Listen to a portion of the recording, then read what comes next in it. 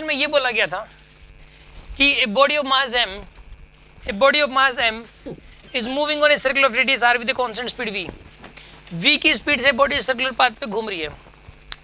The force on the body is mv square by, ये तो common sense है कि उस पे mv स्क्वायर बाय का फोर्स हम लगा रहे होंगे, अपने आप नहीं लगता, हम लगा रहे होते हैं।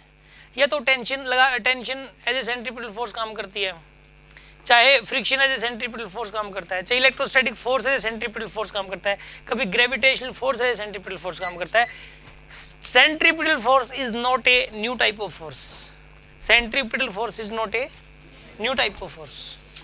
तो यहाँ पर लेकिन ना एक खास बात होती है कि ये हमेशा ही सेंटर की तरफ होता है, तो मोशन के परपेंडिकुलर होता है। ये देखो एंगल 90 डिग्री, मोशन इधर, ये फोर्स इधर एंगल 90 डिग्री, मोशन इधर, ये फोर्स इधर एंगल 90 डिग्री, हमेशा इसके दबाव वर्क जीरो होता है।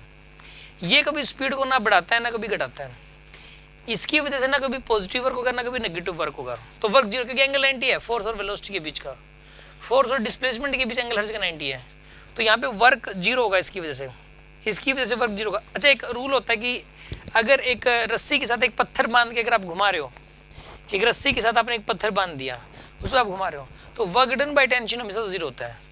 वर्क डन बाय टेंशन हमेशा क्या होता है? जीरो। ये बेसिक क्लास में बताई गई थी बात। इसके अंदर जो है यहाँ पे इसकी वेलोसिटी तो इस तरफ है, टेंशन इधर है, वेलोसिटी इस तरफ है, एंगल 90 डिग्री, ऐसी वेलोसिटी इस तरफ है, टेंशन इस तरफ है, एंगल कितना 90 डिग्री, एंगल हमेशा ही 90 डिग्री है, तो work done by tension is always zero.